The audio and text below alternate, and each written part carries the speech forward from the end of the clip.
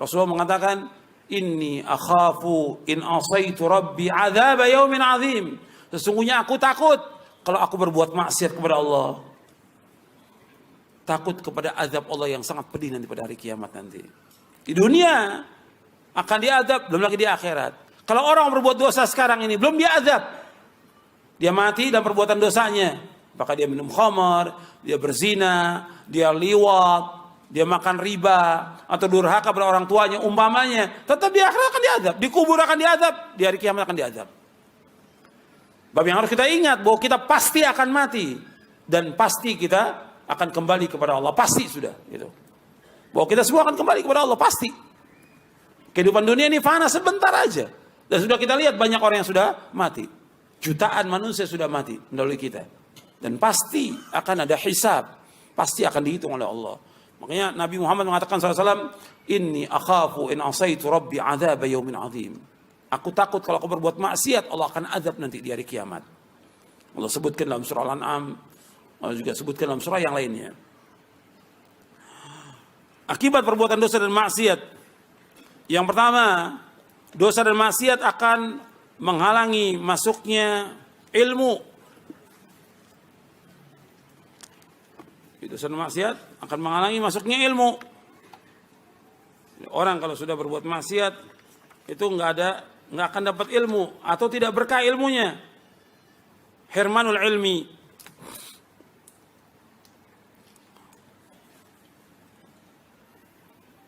Imam Syafi'i saja rahimahullah yang hafal Quran, hafal hadis Nabi, hafal Muwatta Imam Malik, dia ada sedikit hafalannya berkurang, ngadu kepada Imam Waki.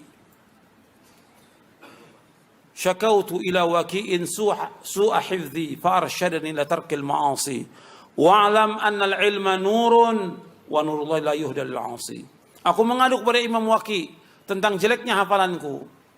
Kemudian Imam Waki mengatakan, ketahuilah bahwa ilmu itu cahaya dan cahaya Allah nggak akan diberikan. Nah, jadi Imam Waki memberikan nasihat, tarkil ma'asi, tinggalkan maksiat. Karena apa? Ilmu itu cahaya dan cahaya Allah nggak akan diberikan kepada orang berbuat maksiat. Jadi orang-orang yang berbuat maksiat itu terhalang dari ilmunya, terhalang juga dari keberkahan ilmunya. Ada orang-orang yang berilmu juga berbuat maksiat, maka nggak barokah ilmunya, nggak barokah ilmunya. Dan ini banyak yang seperti ini. Bahkan ada yang disesatkan oleh Allah dengan ilmunya. Kenapa? Dia mengikuti hawa nafsu. Afaraita man ittaba ilahu hawahu wa adallahu Allahu ala ilmin. Tidakkah engkau perhatikan orang-orang yang menjadikan hawa nafsunya sebagai Tuhan, Allah sesatkan dengan ilmunya. Disesatkan oleh Allah dengan ilmunya. Makanya perhatikan bahwa orang yang berbuat maksiat terhalang dari ilmu. Makanya antum perhatikan tuh, ketika antum sudah berusaha untuk datang di majelis ilmu, untuk menghafal, mengulang hafalan ini, kok nggak dapat? Kok nggak bisa-bisa? Kok nggak paham-paham? Dosa itu sebabnya, karena dosa. Coba antum merenungi dosa apa yang melakukan? Dosa kepada orang tua, dosa kepada Allah, dosa juga kepada yang lainnya. Antum ingat tuh apa dosa yang antum lalaikan ini? Ada perbuatan yang wajib antum tinggalkan atau perbuatan yang wajib antum lalaikan atau yang lainnya, perbuatan maksiat antum lakukan. Coba merenungi, apa sih dosa yang saya lakukan? Kok sekian lama ngaji seperti itu aja, nggak ada perubahan? Ini karena dosa dan maksiat. Yang kedua, akibat perbuatan dosa dan maksiat, yang kedua, dosa dan maksiat akan menghalangi barokahnya rezeki dan umur. Akan menghalangi barokahnya rezeki dan umur. Jadi kata Ibnu Qayyim, hirman rizq, terhalangnya rezeki. Hirman ar-rizq, terhalangnya rezeki. Ada satu hadis dhaif yang dibawakan oleh Imam Ibnu Qayyim dalam bukunya Dakwah ini, yaitu kata beliau, innal abda la yuhramu rizqu bidzanbi yusibuhu. Sesungguhnya seorang hamba terhalang dari rezeki dengan sebab dosa yang dilakukan. Tapi riwayat ini ada kelemahannya. Diriwayatkan Imam Ahmad dalam musnadnya, tapi ada kelemahannya di sini. Tapi kenyataan demikian kalau kita lihat. Artinya orang-orang yang berbuat maksiat itu barokah rezekinya nggak ada. Sekian banyak dia usaha, dia dagang, itu tetap aja ada yang diberikan kekayaan, tapi nggak barokah hartanya. Ada juga yang diberikan susah. Setiap usaha dagang mesti ada nggak berhasil. Usaha ini nggak berhasil. Usaha ini selalu gagal. Jadi sulit dia rezekinya.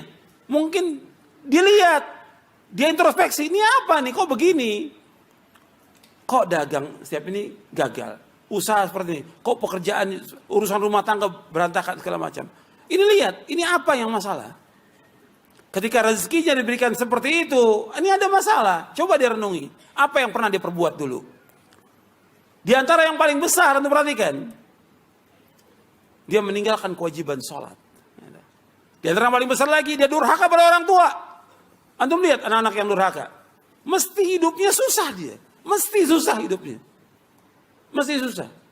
Tiap ada usaha mesti gagal. Setiap usaha gagal. Urusan gak ada yang beres. Karena apa? Durhaka pada orang tua. Apakah orang tuanya masih hidup atau sudah meninggal dunia? Coba dia ingat dulu.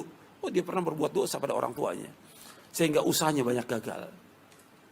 Dan seandainya pun diberikan rezeki, tidak barokah rezekinya. Beda dengan orang-orang yang taat. Dia miskin tapi dia taat kepada Allah, barokah hartanya. Cukup buat dia, buat istrinya, buat anaknya, buat orang, cukup. Bahkan anaknya banyak, cukup. Karena apa? Barokah rezekinya. Tapi anaknya cuma 2, hartanya gajinya puluhan juta, nggak barokah. Karena apa? Karena maksiat yang dilakukan.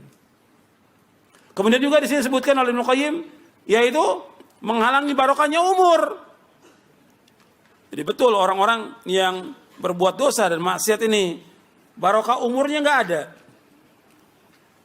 Umurnya panjang tapi nggak barokah.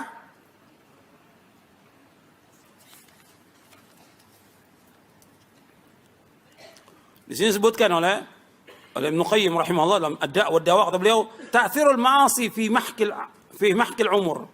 Innama huwa bi anna haqiqatal haya wa hiya hayatul qalbi. Wa lihadza ja'ala Allah subhanahu al-kafir mayyitan ghayra hayyin kama qala ta'ala amwat ghairu ahya. Fal hayatu fil haqiqati hayatul qalbi. Disebutkan bahwa pengaruh maksiat, jadi beliau membawakan pendapat orang, Ibnu Qayyim membawakan pendapat orang, bahwa pengaruh maksiat dalam menghilangkan barokahnya umur. Karena apa? Karena hakikat yang dikatakan hidup, hakikat orang itu hidup, yaitu hatinya. Yang dikatakan orang itu hidup, hidup hatinya. Maka Allah menjadikan orang-orang kafir itu dikatakan oleh Allah, mati dia. Karena apa? Mati apanya? Hatinya mati. Pada hakikatnya orang kafir itu nggak hidup dia. Mati dia. Dia hidupnya, kata Allah dalam Al-Quran, seperti apa? Binatang. Allah yang menyebutkan nama Al-Quran. Ya'kuluna kama ta'kulul an'am wan naru mathwal lahum. Mereka makan seperti binatang ternak makan. Neraka tempat tinggal mereka. Allah juga menyebutkan nama Al-Quran dalam surah Al-A'raf, ulaika kal an'am bal hum adall. Mereka orang kafir seperti binatang ternak, bahkan lebih dari binatang ternak. Makanya Allah menyebutkan tentang mereka amwatun ghairu ahya. Mereka itu mati, tidak hidup. Karena kehidupan yang hakiki, kehidupan hati. Makanya perhatikan di sini. Kalau orang yang berbuat kebaikan, berbuat ketaatan, berbuat ketakwaan, maka barokah umurnya. Dan banyak para ulama masih muda meninggal, barokah umurnya. Meskipun masih muda. Saya ambil contoh. Yang ma'ruf di Indonesia ini. Imam An-Nawawi. Imam An-Nawawi dari madhab Syafi'i, umurnya 45 tahun. Tapi antum lihat karangannya, tulisannya. Syarah Muslim aja itu 18 jilid. Belum Al-Majmu' Syarhul Muhadzab 20 jilid. Belum lagi yang lainnya. Banyak kitab yang ditulis. Umurnya 45 tahun. Barokah. Hafal Quran, hafal hadis, mensyarah hadis, barokah. Umurnya itu barokah. Tapi ada orang yang umur 60 tahun nggak bisa apa-apa. KTP-nya Islam. Nggak bisa apa-apa, 60 tahun. Ngaji belum bisa, baca Quran belum bisa, wudhu belum bisa, sholat belum bisa, segala macam belum bisa. Karena dilalui dengan perbuatan dosa dan maksiat. Dia wajib taubat, wajib kembali. Nggak ada istilah terlambat dalam Islam. Nggak ada terlambat. Kesempatan Allah buka untuk taubat, sekarang ditaubat kepada Allah. Kemudian juga disebutkan lagi tentang barokah, hilangnya barokah. Ini ada saya sebutkan lagi. Ibnu Qayyim menyebutkan di beberapa tempat ini di dalam kitabnya Ad-Da' wa Dawa.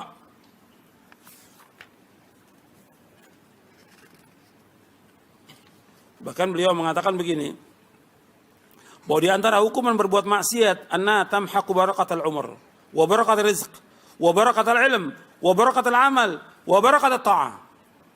Bahwa di antara hukuman orang berbuat maksiat yaitu menghilangkan barokah umur, barokah rezeki, barokah ilmu, barokah amal, dan barokah ketaatan.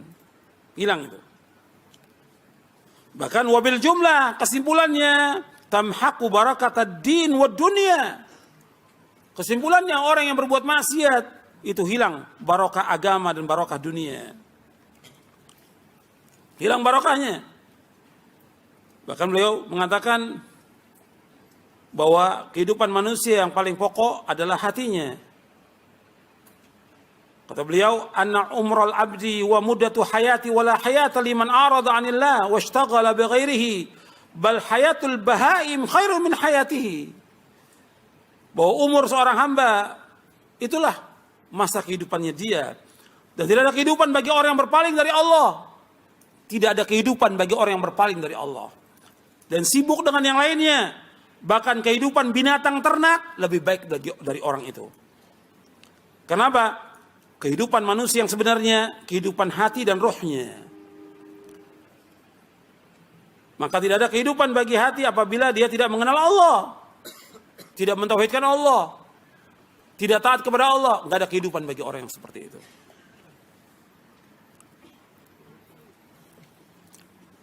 Kemudian yang ketiga, bahwa dosa dan maksiat menghalangi untuk berbuat taat kepada Allah. Dosa dan maksiat menghalangi orang untuk berbuat taat kepada Allah. Hirmanu ta'ah. Hirman at-ta'ah. Jadi dia terhalang dari ketaatan kepada Allah. Antum bisa lihat orang-orang berbuat maksiat itu sulit dia untuk melakukan ketaatan. Berat bagi dia melakukan ketaatan. Untuk ngaji berat, untuk datang ke majelis ilmu berat, untuk sholat berjamaah berat, untuk bangun di tengah malam berat, untuk berbuat sedekah berat, untuk melakukan ibadah haji atau umrah berat. Kenapa? Banyaknya maksiat yang dilakukan, berat dia. Mau melaksanakan ketaatan itu berat bagi dia. Kenapa? Karena dia banyak berbuat dosa dan maksiat. Maka antum lihat ketika antum ini kok malas untuk taat, malas ngaji, malas baca Quran, malas ini dosa dan maksiat. Perbuatan dosa dan maksiat. Itu menghalangi semuanya untuk taat kepada Allah. Kemudian yang selanjutnya, yang keempat, dosa dan maksiat akan mengurangi iman.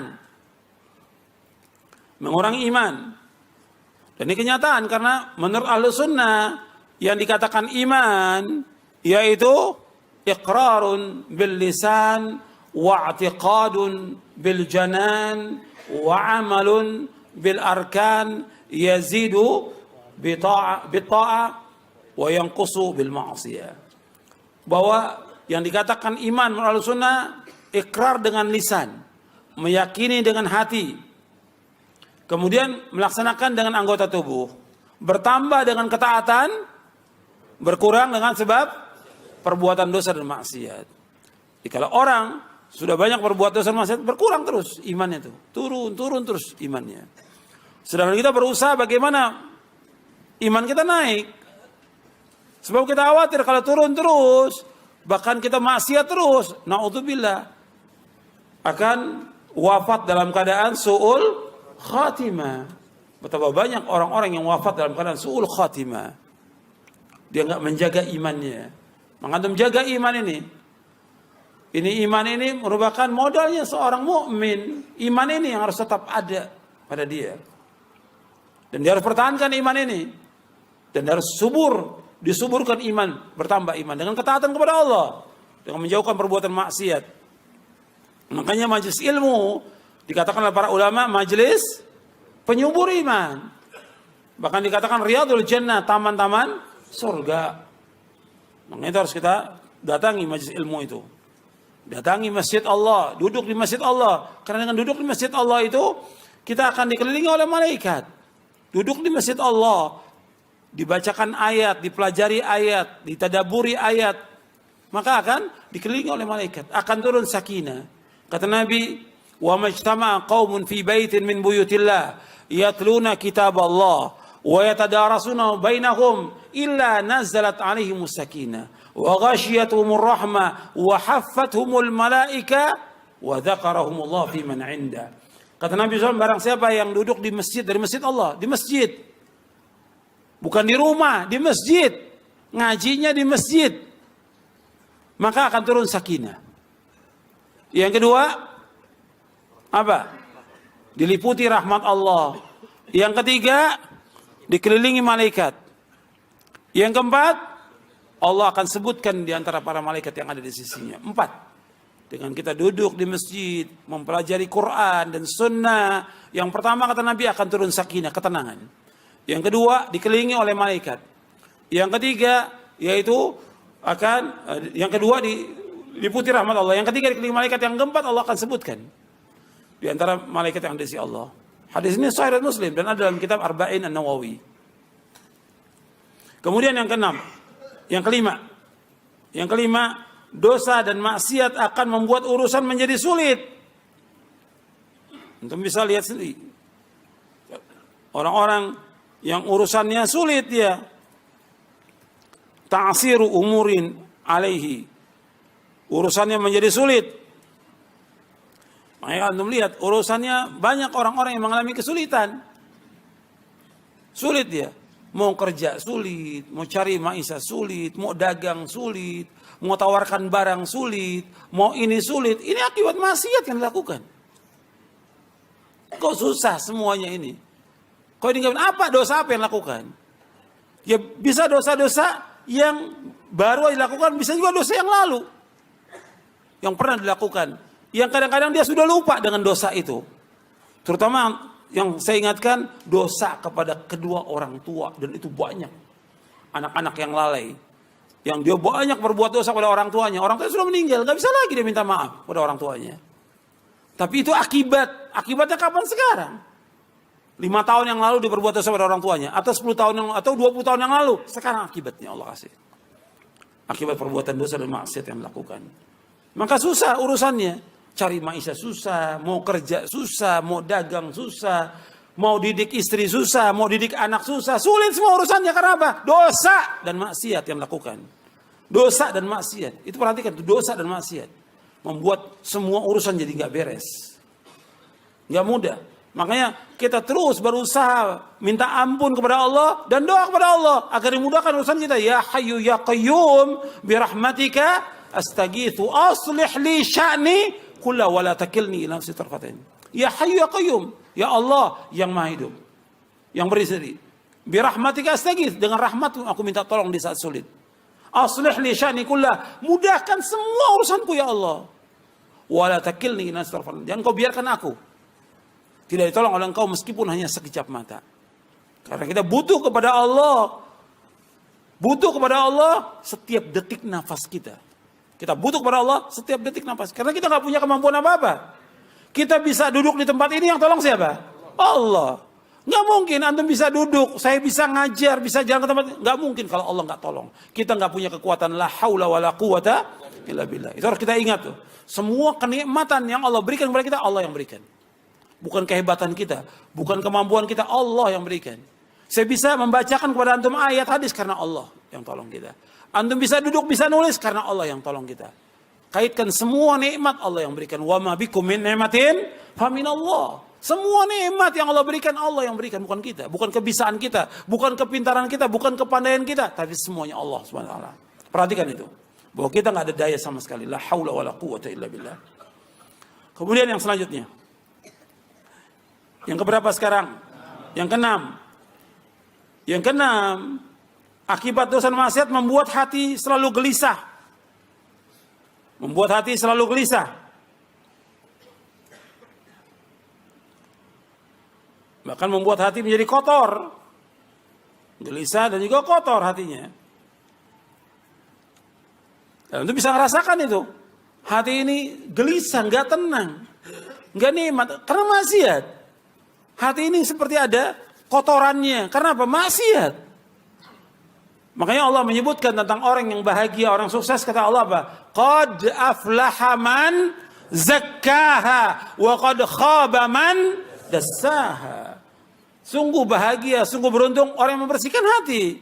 Membersihkan hati kata para ulama dengan apa? Dengan taat kepada Allah. Dengan menjauhkan maksiat. Wa qad khaba man dassaha. Dan sungguh rugi orang-orang yang mengotorinya. Mengotori dengan apa? Dengan perbuatan dosa dan maksiat. Dengan syirik, dengan bid'ah, dengan maksiat, itu hatinya kotor. Kotor. Makanya perhatikan, orang kalau sering gelisah, sedih, susah, dan segala macam, ini karena maksiat yang dilakukan. Semua akibat perbuatan dosa dan maksiat. Akibat maksiat. Maka orang beriman hatinya lebih tenang. Karena apa? Bergantung kepada Allah.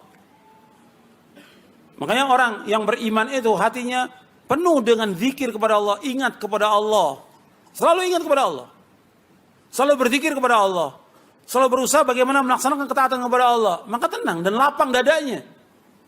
Dan banyak berbuat ketaatan, apa aja ketaatan. Berbuat baik pada orang tua, membantu orang yang susah, menolong orang-orang yang sulit, mengajarkan ilmu kepada umat, bersedekah dan yang lainnya. Tenang, lapang dadanya. Dikasih Allah. Makanya ketika orang itu sempit, susah, ini mesti ada yang nggak beres nih dari urusannya. Ini ada yang nggak beres. Yaitu maksiat. Kemudian yang ketujuh, bahwa dosa dan maksiat membuat hati itu menjadi gelap.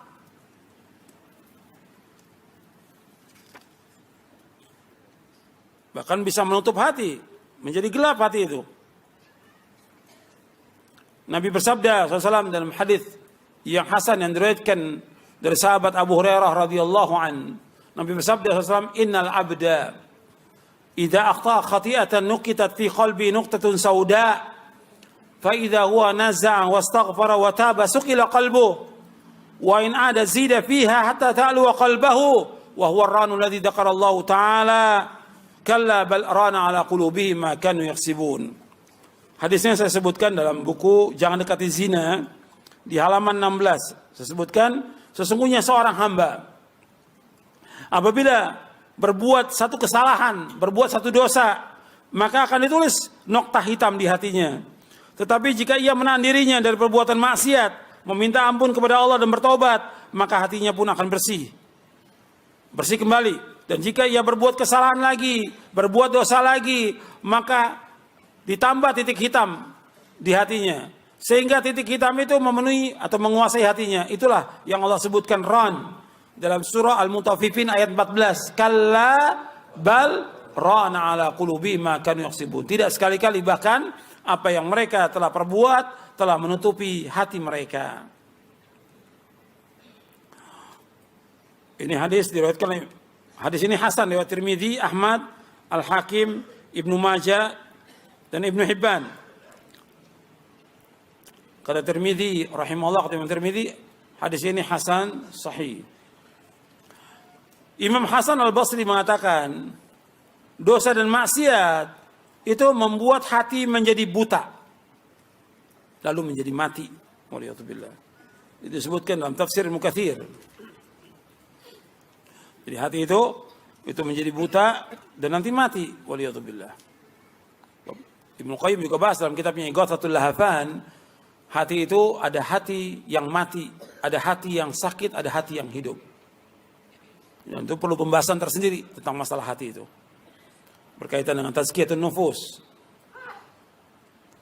Kemudian yang kedelapan, dosa dan maksiat menyebabkan timbulnya perbuatan maksiat berikutnya. Antum bisa rasakan kalau orang berbuat maksiat, itu mesti akan timbul maksiat berikutnya. Annal ma'asi tazra'u amsalaha wa yuwallidu ba'daha ba'da. Bahwa maksiat itu akan menimbulkan yang sejenisnya dan menimbulkan maksiat berikutnya, seperti orang berbuat syirik. Kalau orang berbuat syirik, dia akan melakukan perbuatan syirik berikutnya. Sekarang satu syirik dilakukan, nanti besok syirik yang lain dilakukan. Dari satu syirik ke syirik yang lainnya. Orang kalau sudah ziarah ke satu kubur yang dianggap keramat, apa dia merasa puas? Satu kubur aja? Enggak. Datang. Kan kata dia ada 9 wali songo. Kata dia. Jadi 9 jadi pengen datangin semuanya. Satu syirik menimbulkan syirik berikutnya. Sudah semua datangin enggak cukup lagi. Kata orang ada kubur keramat di sana. Datang lagi dia. Hatta di mana? Tetap datangi. Karena syirik menimbulkan syirikan. Nanti ada lagi yang mengatakan lagi begini, dukun, datang lagi ke dukun. Terus, seperti itu. Bid'ah juga demikian, perbuatan bid'ah. Orang sudah berbuat satu bid'ah, nggak cukup, nggak puas, bid'ah lagi lakukan. Nanti setan bisikin lagi, berbuat bid'ah. Jadi merupakan lingkaran setan. Lingkaran setan. Antum lihat orang berbuat bid'ah, nggak cukup cuma satu bid'ah. Makanya nggak ada toleransi kepada bid'ah, nggak ada. Dan jangan coba-coba kita untuk berbuat bid'ah. Jangan. Dan jangan sok berani. Wah, kalau saya sih kuat ini, saya berpegang pada sunnah. Ada ustadz-ustadz yang sok. Gitu. Saya kalau dipanggil untuk maulid ya saya mau, kata dia. Ini ustadz ini ngomong seperti itu. Apa dia yakin bahwa dia akan tetap di atas sunnah? Nggak yakin. Karena apa? Hati itu dipegang oleh siapa? Allah. Allah yuqallibu kaifa yasha. Allah bolak-balikan hati apa yang Allah kehendaki. Ada orang-orang dulu yang dia mengikuti sunnah, kemudian jadi pengikut bid'ah, bahkan jadi tokoh, jadi ahlul bid'ah. Dan itu terjadi. Makanya kita jangan coba-coba untuk toleransi kepada syirik atau bid'ah, nggak bisa kita. Karena akan menimbulkan apa? Perbuatan bid'ah berikutnya. Yang tadinya mungkin dia dai sunnah, ketika dia masuk kepada kelompok ahlul bid'ah, disanjung oleh ahlul bid'ah, lama-lama dia ditokohkan. Jadi tokoh apa? Ahlul bid'ah. Kan setan menggoda manusia sekaligus atau khatwa-khatwa? Allah mengatakan wala tattabi'u khutuwati syaitan innahu lakum aduwwum mubin. Jangan kamu ikuti langkah-langkah setan. Karena dia musuh yang nyata bagi. Khatwa-khatwa, selangkah demi selangkah, enggak sekaligus. Setan pintar juga caranya. Sekarang ya sudah biarkan dulu dia. Yang penting dia mau datang dulu udah. Alhamdulillah. Ustadznya datang diundang dalam acara maulid, acara bid'ah atau acara yang lain, ustadznya mau datang. Dengan berbagai gelarnya sudah si ustadz ini. Sudah datang. Nggak apa-apa, nggak dimintain pendapat segala macam. Udah yang penting datang udah alhamdulillah. Kata mereka. Yang kedua setan bilang, ya suruh dong dia ngomong, kata setan. Jangan dibiarkan, masa di situ aja. Buat apa dia datang? Dia kan punya kedudukan. Suruh ngomong. Ngomongnya awalnya lurus-lurus aja. Itu undangan yang kedua. Undangan yang ketiga mulai mendukung. Ya kalau menurut saya sih ini nggak apa-apa. Ini kan masalah khilafiyah. Atau istilah sekarang ijtihadiyah. Yang ketiga itu. Yang keempat, udah hilang tuh masalah ijtihadiyah. Memang kita harus hidupkan yang seperti ini. Betul nggak setan seperti itu? Itu setan. Gitu. Awalnya khilafiyah, awalnya ijtihadiyah, terakhir jadi tokoh dia. Karena dia nggak bisa. Hati ini di tangan Allah. Yang paling Nabi sering berdoa kepada Allah, ya muqallibal qulub, tsabbit qalbi ala dinik. Ya Allah, yang bolak-balikan hati, tetapkan hatiku atas agamamu. Nggak bisa kita toleransi kepada bid'ah. Nggak bisa datang pada ahlul bid'ah, minta maaf, nggak bisa. Kecuali yang berkaitan dengan kezaliman antara manusia dengan manusia. Kita mengganggu dia atau yang lain, kita minta maaf. Tapi untuk bid'ah nggak bisa kita minta maaf. Dia berdosa kepada Allah, berbuat maksiat dengan perbuatan bid'ah. Yang wajib dia taubat kepada Allah. Dia telah merusak di muka bumi dengan perbuatan bid'ah dan syiriknya. Kok kita minta maaf kepada mereka? Mereka ngerusak agama ini, perbuatan syirik ini. Makanya dia telah menuduh Nabi Muhammad dengan perbuatan bid'ahnya mereka. Nuduh apa Nabi Muhammad? Khianat. Kata Imam Malik rahimahullah di dalam kitab Al-I'tisam oleh Imam Asy-Syatibi, kata Imam Malik, man ibtada'a fil islami bid'atan yaraha hasanatan faqad za'ama anna Muhammadan sallallahu alaihi wasallam khana risalah. Fa inna Allah yaqul al-yawma akmaltu lakum dinakum wa atmamtu alaykum ni'mati wa raditu lakum al-islam dina. Fa ma lam yakun yawma idzin dina fala yakun al-yawma dina. Kata Imam Malik rahimahullah sebagaimana dinukil oleh Imam Asy-Syatibi dalam kitabnya Al-I'tisam. Barang siapa mengadakan bid'ah. Kalau dalam Islam bid'ah itu semuanya baik atau semuanya jelek? Semua bid'ah jelek. Semua bid'ah sesat, nggak ada yang balik. Barang siapa yang berbuat bid'ah, yang dianggap baik oleh dia, kata Imam Malik, maka orang itu telah menuduh Nabi Muhammad apa? Khianat. Kenapa? Allah sudah berfirman, pada hari ini aku telah sempurnakan bagimu agamamu. Aku telah cukupkan bagimu agamamu. Dan aku ridho Islam sebagai agama bagimu. Artinya Islam sudah sempurna. Kalau dia mengadakan ada bid'ah yang baru, berarti dia telah menuduh Nabi Muhammad ini khianat, belum menyampaikan apa? Semua risalah. Padahal Allah sudah mengatakan agama sudah sempurna, berarti Nabi sudah menyampaikan semua agama. Maka kata Imam Malik, barang siapa apa yang tidak menjadi agama pada masa lalu, sekarang pun nggak jadi agama. Jadi bukan masalah kecil, masalah beda ini. Nah, sekarang orang dianggap kecil. Begitu juga maksiat. Sekarang ini maksiat dianggap remeh oleh manusia. Akan menimbulkan maksiat berikutnya. Orang yang telah berbuat maksiat, kewajiban dia apa? Tobat. Secara akal yang waras, pantas nggak dia dimunculkan di podium, dikenalkan kepada manusia? Ini mantan penyanyi, ini mantan pemusik, ini mantan pelawak, ini mantan pendidik. Pantas nggak? Nggak pantas. Pakai akal yang waras, apalagi pakai agama. Kalau dia berbuat maksiat, kewajiban apa? Tobat, bukan dimunculkan di tengah-tengah manusia, di tengah kaum muslimin. Kalau mau dakwah sesuai dengan syariat, dakwakan. Ada radio, ada TV, kita dakwakan. Orang mau dapat hidayah, silakan. Orang mau tetap sesat, silakan. Allah mengatakan dalam Al-Quran, "Faman syaa'a falyu'min wa man syaa'a falyakfur." Barang siapa mau iman, silakan. Mau kufur, silakan, kata Allah. Bukan kita mencari masa dengan memunculkan orang-orang yang berbuat maksiat. Gak boleh dalam Islam.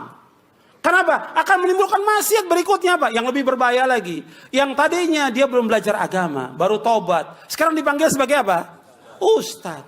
Apa enggak menyesatkan kaum muslimin dengan sebab itu? Menyesatkan kaum muslimin dengan sebab itu. Gara-gara ustaz memunculkan mereka. Kewajiban mereka untuk tobat kepada Allah. Bukan cerita tentang dosanya. Enggak ada ulama salaf menceritakan dosanya. Kalau dikatakan, kan pernah sahabat menceritakan tentang zaman jahiliyah. Di depan siapa? Rasulullah SAW. Apa sama hati kita dengan hatinya para sahabat? Hatinya para sahabat khairu qulubin nas. Sebaik-baik hati manusia yang gak ada lagi. Allah ciptakan manusia seperti sahabat, gak ada. Pada zaman dahulu gak ada. Dan gak ada lagi sampai hari kiamat orang seperti sahabat. Khairun nas, sebaik-baik manusia. Kita gak akan sama dengan para sahabat. Kalau sahabat menceritakan tentang masa yang lalu, dalam rangka dia bertaubat kepada Allah. Untuk kembali kepada Allah dan menguatkan imannya. Bukan bangga dengan maksiatnya, bukan. Bukan bangga dengan jahiliyahnya, bukan. Mereka tinggalkan semua perbuatan jahiliyah itu. Dan di hadapan Rasulullah tegur ketika mereka ada kekeliruan dan salah. Tapi mereka orang yang terbaik di muka bumi. Dan mereka dijamin dengan apa? Sorga. Kita dijamin nggak? Nggak dijamin. Makanya jangan dibanggakan ketika orang berbuat maksiat. Tobat, nggak ada masalah tobat. Kita gembira dengan orang bertobat. Dan mudah-mudahan taubatnya istiqamah. Tapi dimunculkan depan orang nggak benar yang seperti itu. Menceritakan tentang kisahnya yang lalu. Kok diceritakan dosa kepada orang? Para ulama salaf paling takut kalau disebutkan dosa. Kamu dulu pernah berbuat dosa. Takut para sahabat. Takut juga para ulama salaf. Karena apa? Takut ketika dia menceritakan dosa itu diwafatkan oleh Allah pada saat itu. Maka matinya dalam keadaan apa? Su'ul khatimah. Antum lihat penjelasan Imam Ibn Rajab Al-Hambali dalam kitabnya Jami' Ulum wal Hikam. Kata beliau, bahwa al-khawatim mirath as-sawabiq. Al-khawatim, akhir kehidupan seseorang, itu tergantung daripada apa?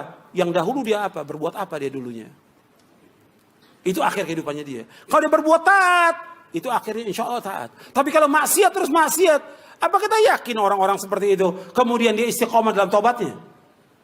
Gak yakin kita. Mungkin dia masih maksiat, masih kumpul dengan teman-temannya. Mungkin istrinya juga masih berbuat maksiat. Kok dibanggakan? Kenapa nggak kita munculkan ulama, talibul ilm yang saleh, yang taat untuk dakwah? Kok kenapa ya orang-orang yang mantan-mantan seperti ini disuruh untuk dakwah? Ini ngerusak agama. Ngerusak agama yang seperti ini. Kenapa? Orang awam akan manggil mereka sebagai apa? Ustaz, karena mereka nggak punya ilmu. Orang yang berdakwah tanpa ilmu, ini menyesatkan lebih banyak daripada mengajak manusia kepada kebenaran. Syaratnya dakwah itu apa? Ilmu. Dalilnya. Dalil. Allah sebutkan dalam surah Yusuf. Surah 12 ayat 108. Bahwa dakwah harus dengan ilmu. Dalam surah Yusuf ayat 108 Allah berfirman, "Qul hadhihi sabili ad'u ila Allah ala basiratin ana wa man ittaba'ani wa subhanallahi wa ma ana minal musyrikin." Qul hadhihi sabili, katakan ini jalanku. Ini caraku, ini manhajku. Ad'u ila Allah, aku mengajak manusia ke jalan Allah. Ala basirah, dengan dasar ilmu dan keyakinan. Ana wa man tabi, aku dan orang mengikuti aku. Wa subhanallah, maha suci Allah, wa ma ana musyrikin. Aku tidak termasuk orang berbuat syirik. Dakwah harus dengan ilmu. Dan dakwanya Allah sebutkan di sini, ad'u ilallah. Kata para ulama, kalimat ad'u ilallah dua, perhatikan itu. Yang pertama, mengajak manusia ke jalan Allah, bukan kepada pribadi kita. Bukan mengangkat kita. Bukan orang supaya ta'assub dengan kita, nggak boleh. Tidak boleh. Ajak manusia ke jalan Allah. Itu yang pertama. Yang kedua, at-tanbih alal ikhlas. Yang kedua dalam ayat itu, at-tanbih alal ikhlas. Bahwa orang itu wajib untuk ikhlas dakwahnya. Karena Allah. Bukan karena dunia. Bukan karena popularitas. Bukan untuk mencari masa, bukan. Tapi karena Allah di dakwahnya. At-tanbih alal ikhlas. Jelas? Jelas? Nah, kita lanjutkan. Dosa dan maksiat menyebabkan timbulnya perbuatan maksiat yang lainnya. Apakah syirik, bid'ah, atau maksiat yang lainnya. Kemudian selanjutnya. Yang ke-9. Mendatangkan kehinaan di dunia dan di akhirat. Bahwa orang yang berbuat dosa dan maksiat itu akan mendatangkan kehinaan di dunia dan di akhirat. Hina dia. Orang berbuat maksiat itu mesti hina, nggak mungkin tidak. Dihinakan oleh Allah. Dihinakan oleh manusia. Dihinakan oleh keluarganya karena maksiat. Allah menyebutkan dalam surah Al-Hajj ayat 18. Di dalam Ad-Da' wa Dawa disebutkan oleh Ibnu Qayyim, "Wa man yuhinillahu fama lahu min mukrim." Dan barang siapa yang dihinakan oleh Allah, maka tidak ada yang dapat memuliakannya. Wa man yuhinillahu fama lahu min mukrim. Dan barang siapa yang dihinakan Allah, maka tidak ada yang dapat memuliakan dia.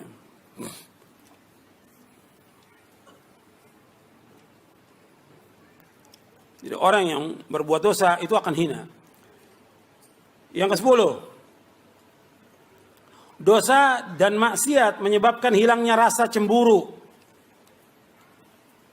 Dosa dan maksiat akan menyebabkan hilangnya rasa cemburu. Orang kalau sudah berbuat dosa dan maksiat, itu rasa cemburunya akan dicabut itu. Hilang rasa cemburunya dia.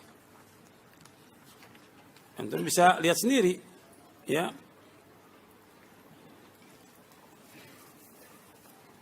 Umpamanya suami yang membiarkan istrinya terbuka auratnya. Kalau sudah terbuka aurat, berarti dilihat oleh siapa? Oleh sekian banyak orang. Nggak ada rasa cemburu. Ini perbuatan maksiat, terbukanya aurat. Kemudian sudah gitu, dia biarkan juga istrinya dengan laki-laki.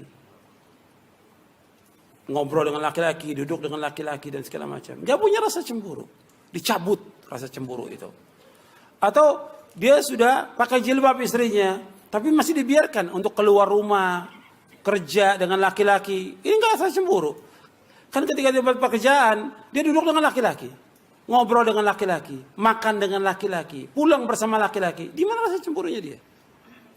Hilang itu. Makanya itu akibat perbuatan dosa dan maksiat. Dihilangkan. Makanya disebutkan oleh Ibnu Qayyim, al-ma'asi tudfi ghairatal qalbi.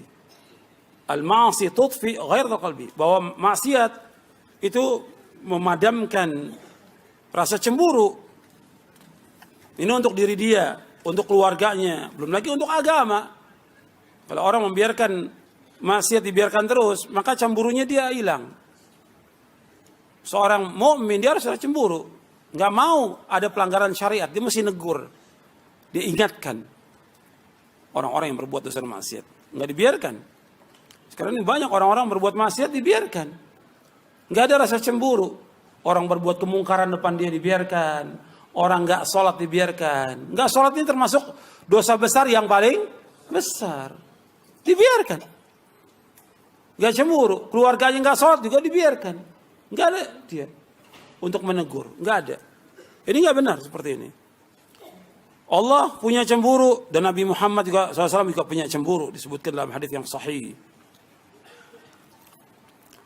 Sedangkan cemburunya Allah itu Allah mengharamkan apa? Semua yang jelek. Kata Nabi SAW dalam hadis yang sahih yang diriwayatkan oleh Imam Bukhari dan Muslim, kata Nabi, la ahad aghyaru min Allah min ajli dzalik harrama al-fawahish ma dhahara minha wa ma batan. Tidak ada seorang pun yang lebih cemburu dari Allah.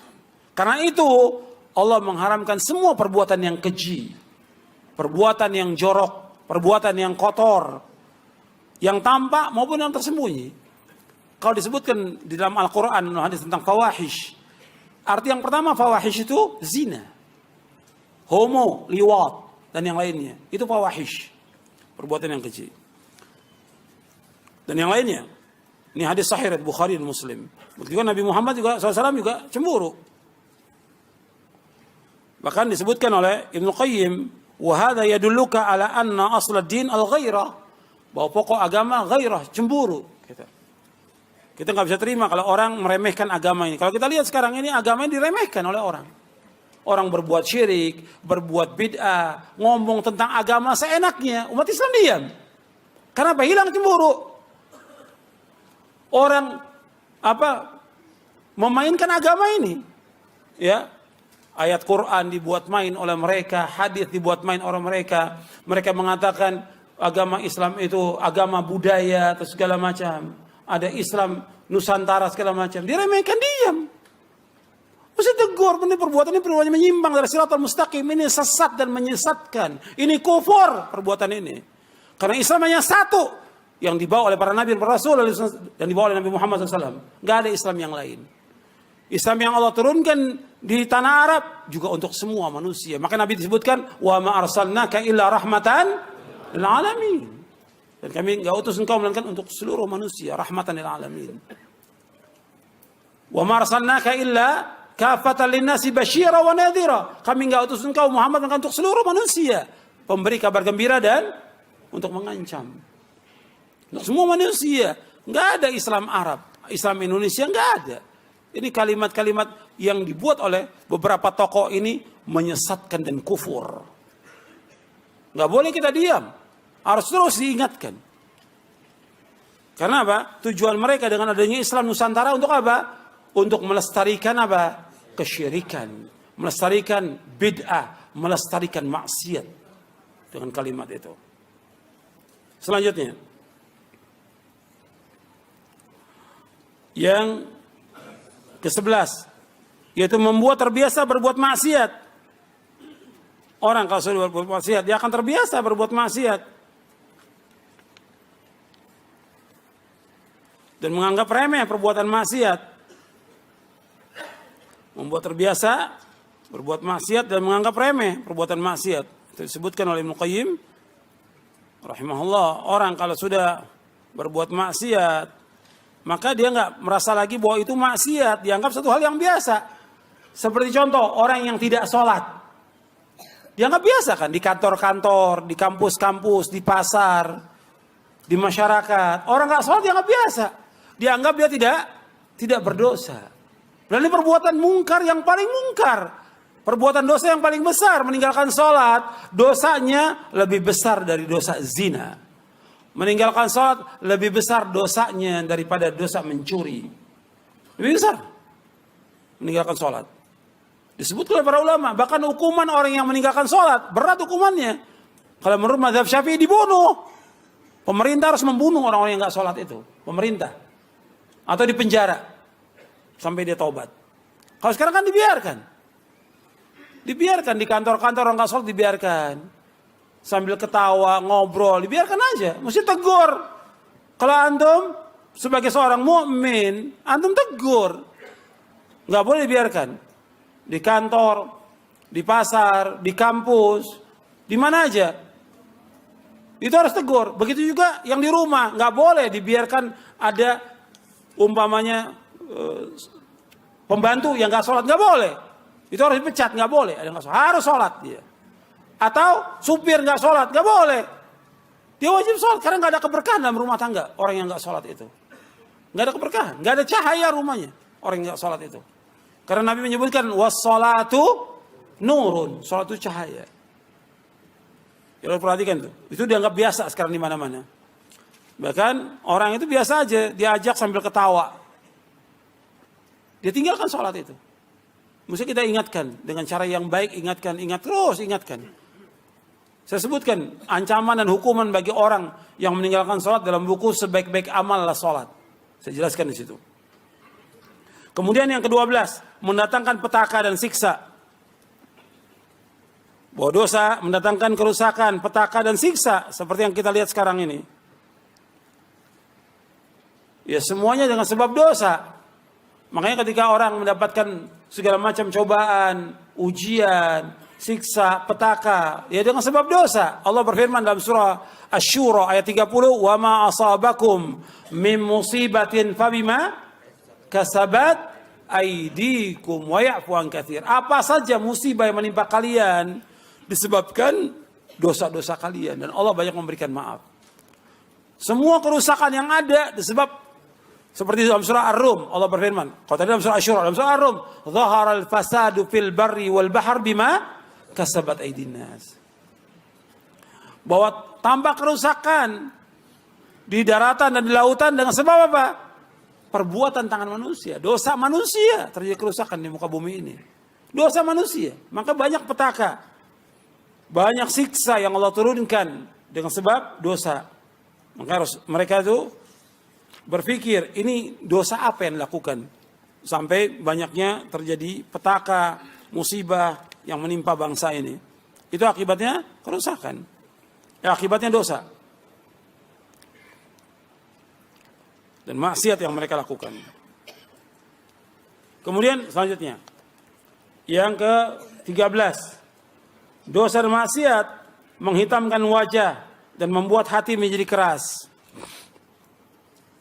Sebab punya pengaruh, orang yang berbuat maksiat itu punya pengaruh terhadap hatinya, terhadap dirinya, terhadap wajahnya. Disebutkan Ibnu Qayyim. Punya pengaruh. Saya ambil contoh dari sekian banyak contoh. Tadi orang yang nggak sholat, Anda bisa lihat wajahnya orang nggak sholat. Meskipun dia putih, tapi gelap dia. Orang-orang yang mencaci maki sahabat, orang Syiah, Anda lihat jelek mukanya. Dan di akhir hayatnya Anda bisa lihat itu banyak yang kemudian dia gila di akhiratnya. Orang-orang yang mencaci maki sahabat, orang-orang Syiah yang mencaci maki, dan ini terbukti sepanjang sejarah sampai hari ini terbukti jelek mukanya. Dan saya pernah lihat orang tokohnya di Indonesia dulu 30 tahun yang lalu, tokohnya di Indonesia 30 tahun yang lalu, ya nggak tahu, sebagian mungkin belum lahir ya. 30 tahun yang lalu itu kelihatan dia orangnya ya orang Arab, ganteng dia. Tapi begitu dia mulai mencaci maki sahabat kelihatan hitam. Seorang tetangga yang juga seorang syekh ngomong sama saya, antum lihat itu. Saya udah bertetangga dengan dia bukan sehari dua hari, puluhan tahun. Antum lihat sekarang dia, mukanya jelek dia dengan sebab perbuatan. Betul, terbukti itu. Belum lagi nanti di akhir hayatnya gila rata-rata. Karena mencaci maki sahabat, dosanya dosa apa? Dosa besar. Orang yang terbaik di muka bumi ini yang menyampaikan agama kepada kita para sahabat radhiyallahu ajmain, dengan mencaci maki sahabat dosa besar. Kalau dia mencaci maki tiap hari terus tambah dosa dia. Tambah rusak hatinya, tambah rusak tubuhnya, tambah rusak juga mukanya.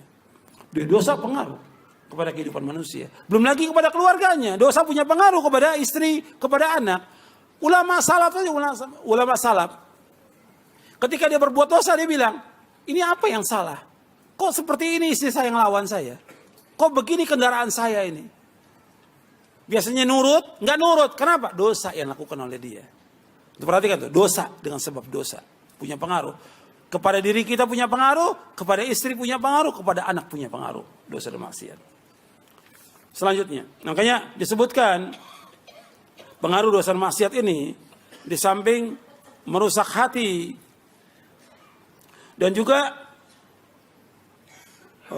merusak semuanya, membuat kehinaan. Imam Abdullah Ibn Mubarak mengatakan begini, Imam Mubarak, "Ra'aitu adz-dzunuba tumitul quluba wa qad yurithu adz-dzulla idmanuha wa tarku adz-dzunubi hayatul qulubi wa khairun li nafsika 'isyanuha wa la afsada ad-din ila al-muluku wa ahbaru su'in wa ruhbanuha." Kata Imam Abdul Mubarak, sungguh aku melihat dosa-dosa telah mematikan hati dan terus-menerus melakukan perbuatan dosa akan mendatangkan kehinaan. Meninggalkan dosa adalah kehidupan bagi hati dan sangat baik bagi kamu untuk meninggalkannya. Dan tidak ada yang merusak agama melainkan raja-raja, penguasa-penguasa, ulama-ulama yang jelek dan para ahli ibadah yang tidak berilmu. Disebutkan oleh Ibnu Qayyim dalam kitabnya Ad-Da'wah Dawa ini. Kemudian selanjutnya, yang ke-14. Yang ke-14, bahwa dosa menghilangkan rasa malu. Jadi orang berbuat dosa, itu hilang rasa malunya. Nggak punya rasa malu. Ya orang yang terbuka auratnya, itu nggak punya malu dia. Telanjang.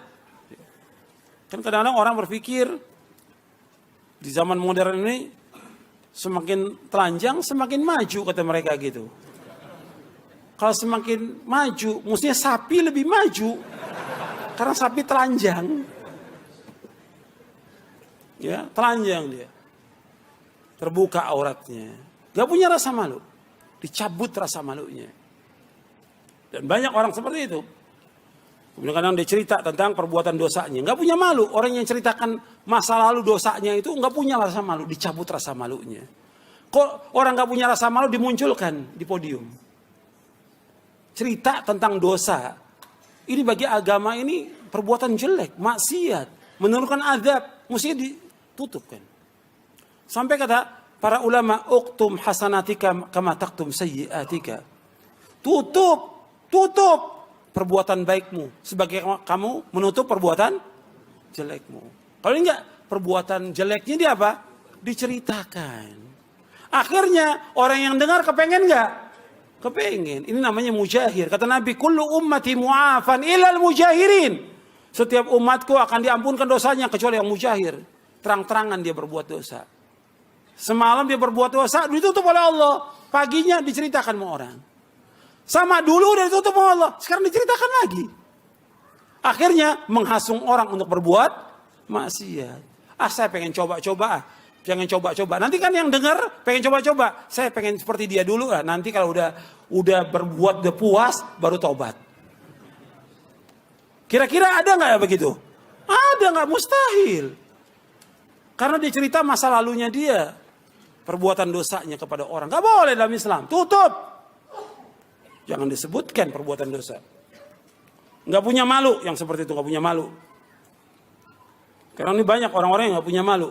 Ya, orang kayak korupsi, bangga dia dengan korupsinya, sogok menyogok di pinggir jalan ya, dilihat oleh orang nggak punya malu. Banyak lagi orang berbuat riba dan segala macam lah. Kalau kita lihat banyak perbuatan maksiat yang orang nggak punya malu, nggak punya malu. Ini puluhan.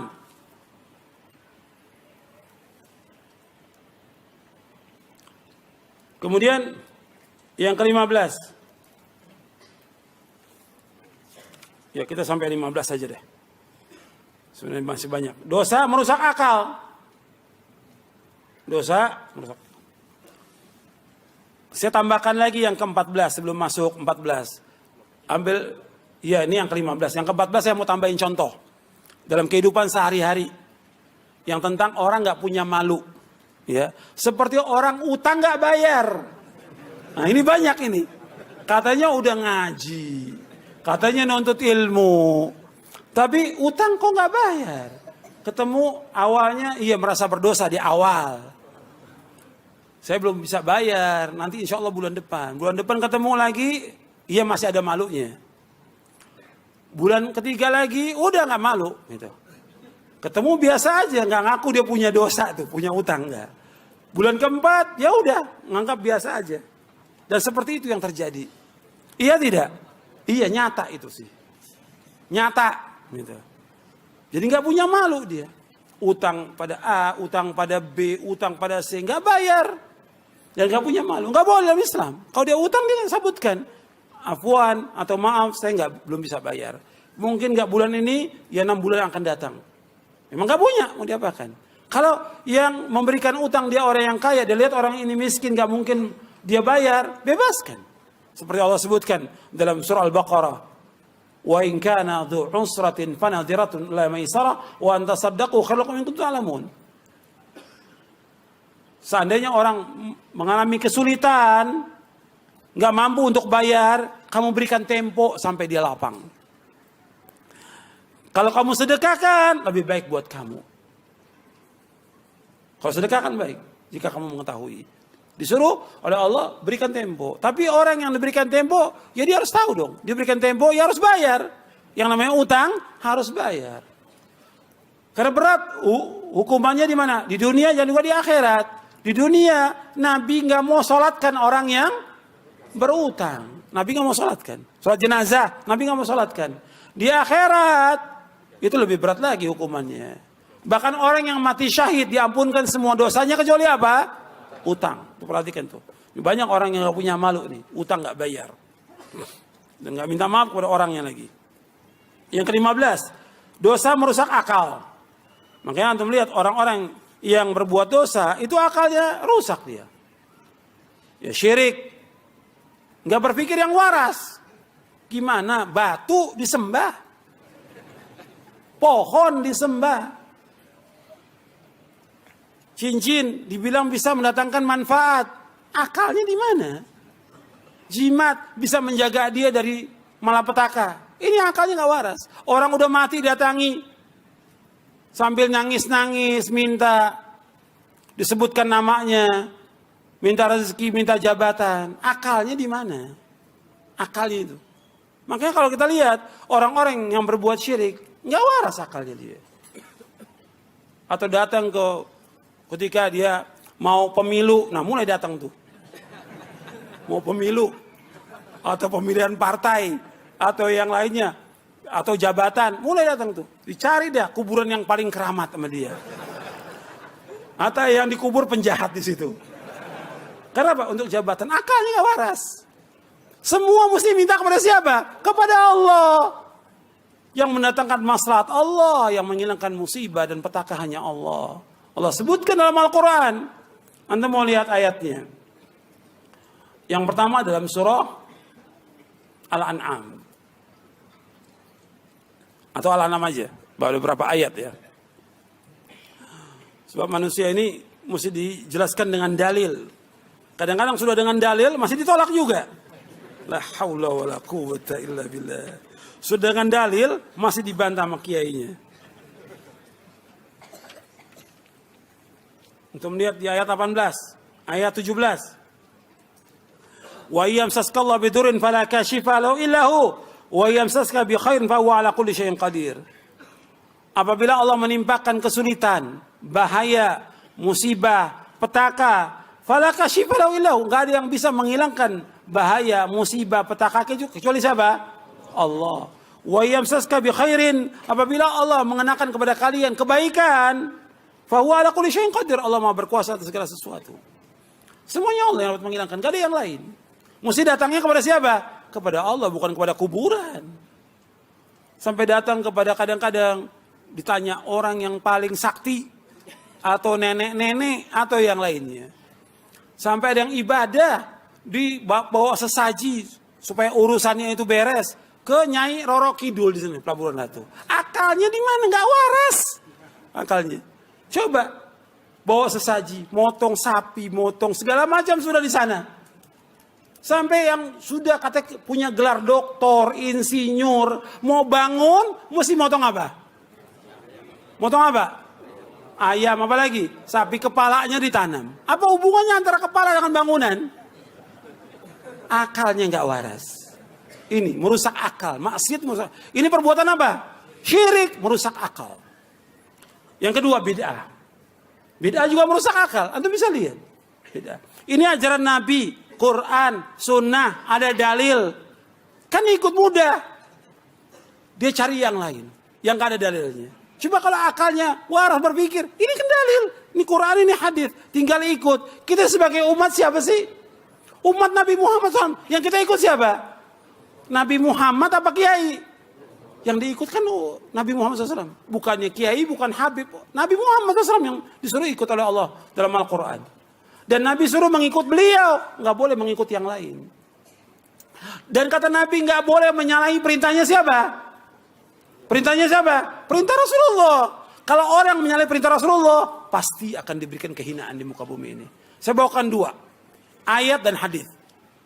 Ayat dalam surah An-Nur di ayat 63. Allah berfirman, "Falyahdharil ladzina yukhalifuna an amri an tusibahum fitnatun aw yusibahum adzabun alim." Hendaklah berhati-hati orang-orang yang menyalahi perintahnya Rasulullah akan terkena fitnah atau azab yang pedih. Menyalahi perintah Rasulullah, nggak taat kepada Rasulullah, tidak ikut Rasulullah, berbuat bid'ah, maka akan terkena fitnah. Yang kedua, azab yang pedih. Itu ayat. Hadis dalam riwayat Imam Ahmad yang sanadnya hasan. Nabi bersabda, "Wa ju'ina dzillatu was-sagharu 'ala man khalafa amri." Dijadikan kehinaan dan kerendahan bagi orang-orang yang menyalahi perintahku. Itu perintah ikut Rasulullah. Ini enggak ada dalilnya, tetap dikasih keterangan nih. Kiainya kasih keterangan. Saya ambil contoh umpamanya. Tahlilan. Membaca la ilaha illallah. Baca Quran. Doa di tempat kematian sesudah kematian. Ada apanya? Ada sesuatu nggak di situ? Ada. Apa? Makan-makan. Kalau nggak ada makan-makan sepi tuh. Nah kita tanya kepada dia, ada nggak dalilnya? Pak Kiai, Pak Ustadz, ini ada dalilnya nggak? Ya tapi kan ini baik. Loh, saya tanya dalil. Antum melakukan perbuatan ini, kan ingin mengharapkan apa? Ganjaran, pahala, mendekatkan diri kepada Allah, supaya si mayit diampuni dosanya. Dalilnya ada nggak? Ya pokoknya ini baik. Kok pokoknya ini baik? Loh kita dalil, tanya dalilnya, ada apa tidak? Kalau nggak ada, jangan diikut. Kan Nabi bersabda, "Man amila amalan laysa alaihi amrun fahuwa raddun." Bahkan kebalikannya, para sahabat ijma'. Kata para sahabat, "Kunna na'udul ijtima'a ila ahlil mayyit wa san'at at-ta'ami ba'da dafni minan niyaha." Kami para sahabat telah ijma'. Ijma'nya sahabat maksum. Kami telah ijma'. Berkumpul-kumpul di tempat kematian dan makan-makan tempat kematian termasuk meratap. Meratap hukumnya apa? Haram. Berarti nggak boleh. Ini coba dalil ada, nggak mau ikut dalil, mengada-ada. Kalau ditanya lagi, pernah nggak sahabat mengerjakan? Nabi nggak pernah mengerjakan. Padahal di zaman Nabi, anak-anak Nabi meninggal. Nabi masih hidup. Kecuali satu, Fatimah. 6 bulan setelah Nabi wafat baru meninggal. Fatimah radhiyallahu anha.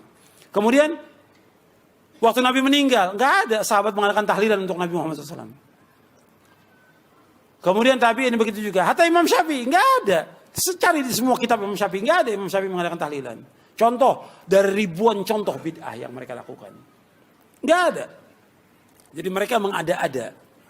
Meskipun mereka berpikir ini dalil Quran mesti diikut, maka cara berpikirnya nggak benar. Kemudian maksiat banyak ini. Yang membuat orang itu nggak waras. Yang halal ada, yang haram. Ini minuman halal, dia minum khamr. Kemudian istri halal, dia cari zina. Yang lebih lagi, ini laki-laki senang pada laki-laki. La haula wala quwata illa billah. Binatang aja nggak mau, nggak ada kambing laki-laki nyari kambing laki-laki. Ini lebih dari binatang.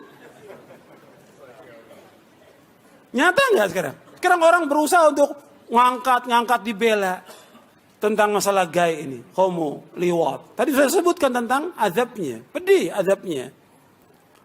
Ini udah nggak waras, akalnya nggak waras. Perempuan senang dengan perempuan, ini nggak waras. Laki senang dengan laki, gitu. Masa orang akan berbicara, anak kecil ngomong, kalau gitu lebih waras kambing. Masih lebih waras kambing. Kenapa? Kambing nggak mau sama laki-laki, kambing maunya sama perempuan. Ini kok laki-laki senang sama laki-laki. Ini kenyataan. Maksiat merusak akal. Belum lagi yang lainnya. Dari ribuan maksiat, ini saya contoh, karena ini yang lagi hangat dibicarakan. Iya, iya. Kemudian, ikhwan fillah, azakumullah. Yang paling juga berbahaya yang Anda perhatikan bahwa semua perbuatan maksiat ini membuat manusia ini keluar dari siratal mustaqim. Padahal kita hidup ini supaya kita lurus tiap hari apa kita minta? Ihdinas siratal mustaqim. Bahwa perbuatan maksiat mengeluarkan manusia dari siratal mustaqim. Dibawakan oleh Ibnu Qayyim dalam kitabnya Ad-Da'wah Dawa ini. Makanya kita minta kepada Allah agar kita tetapkan hati kita. Jalan lurus. Hidup kita cuma sekali. Dan kita pasti akan kembali kepada Allah. Maka Allah sebutkan dalam surah Al-Baqarah. Di surah Al-Baqarah ayat 281. Allah berfirman. Wattaqu yawman turja'una fihi ilallah. Thumma tuwaffa kullu nafsin ma kasabat. Wahum la yudhlamun. Wattaqu yawman turja'una fihi ilallah. Adalah kalian takut. Bertakwa kepada Allah. Kepada satu hari yang kalian semua dikembalikan kepada Allah. Semuanya manusia ini. Dari zaman Nabi Adam sampai nanti manusia yang terakhir akan dikembalikan semua kepada Allah. Kemudian disempurnakan mereka. Amal-amal mereka yang baik dan yang buruk. Semua tuwaffa kullu nafsin ma kasabat. Wa hum la yudhlamun. Dan mereka enggak dizalimi. Tetap akan dihisab semuanya. Dan kita akan mesti seorang yang beriman takut kepada Allah. Sebagaimana takutnya para anbiya wa rusul alaihi wasallam. Sebagaimana Nabi bersabda, sebagaimana Allah berfirman tentang Nabi Muhammad SAW, Inni akhafu in asaitu rabbi adzab yaumin azim. Sesungguhnya aku takut kalau aku berbuat maksiat, Allah akan azab di hari pembalasan. Surah Al-An'am ayat 15. Kemudian juga di surah Az-Zumar ayat 13. Inni akhafu in asaitu rabbi adzab yaumin azim. Aku takut kalau aku berbuat maksiat akan diazab oleh Allah dengan azab yang pedih. Kalau Nabi demikian takutnya, apalagi kita mesti takut kepada Allah. Maka yang terakhir saya ingatkan kepada saya dan kepada antum semuanya, yang pertama kita bertaubat kepada Allah atas semua dosa. Semuanya, tolong perhatikan dan tolong dengarkan. Kita ini semua banyak dosa, saya dan antum sama. Nabi bersabda, kullu bani Adam khata' wa khair khata'in at-tawwabun. Setiap anak Adam pernah berbuat salah, pernah berbuat dosa. Yang terbaik dari yang berbuat dosa, yang bertaubat kepada Allah. Kita ini banyak dosa, banyak maksiat. Taubat kepada Allah dengan taubatan nasuha. Jangan kita ulangi lagi. Dengan 3 syarat taubat atau 4 syarat taubat. Yang pertama kita hilangkan. Berhenti dari perbuatan dosa. Apa aja dosa yang kita lakukan? Apa aja? Apakah ghibah, namimah, mengadu domba orang, memfitnah, menuduh, mengambil hak orang lain, menzalimi orang lain, atau yang lainnya, taubat kepada Allah. Tinggalkan perbuatan dosa itu. Yang kedua, yaitu kita menyesal atas perbuatan dosa. Yang ketiga, yaitu kita mempunyai tekad yang bulat, tekad yang kuat. Jangan sampai mengulangi lagi perbuatan dosa itu. Kemudian yang keempat, apabila berkaitan dengan hak anak Adam kita kembalikan. Kalau kita pernah mukul, pernah kita mengambil barangnya atau pinjam uangnya, kembalikan. Kembalikan. Sebelum kita wafat, sebelum kita akan dituntut sampai hari kiamat nanti. Kembalikan. Itu 4. Kemudian taubat dengan taubatan nasuha. Taubat dengan taubat yang jujur. Allah berfirman, ya ayyuhalladzina amanu tubu ilallahi taubatan nasuha.